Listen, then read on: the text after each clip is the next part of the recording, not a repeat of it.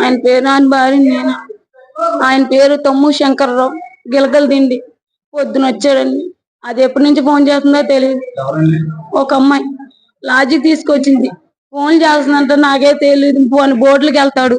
బోట్లకి వెళ్తే వెళ్ళాను, నేను బోట్లకి వెళ్తున్నాను అన్నాడు.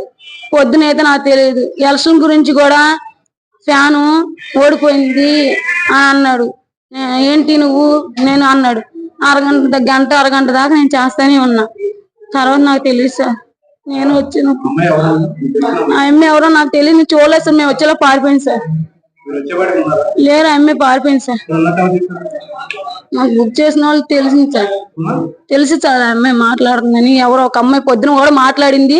మా వాళ్ళ అబ్బాయి మాట్లాడుతాం. మా వాడు అబ్బాయి, మా ఊరు అబ్బాయి వచ్చాడు, అన్నయ్య అవుతారు. ఆయన కూడా వచ్చి అడిగాడంట. ఆ అమ్మాయి ఏమో నాకు తెలియదు, ఆ అమ్మాయికి అబ్బాయికి ఏం ప్రాబ్లం అని అడిగిందంట సార్.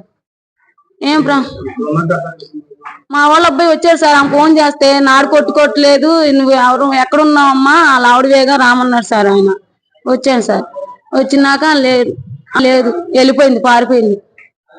మేము టైం చూసుకోలేదు సార్. టెన్షన్ లో వచ్చేసాను, నేను పడిపోయాను సార్. ఆ అమ్మాయి ఎవరో తెలియదు సార్. ఒక అమ్మాయి మీద డౌట్ సార్.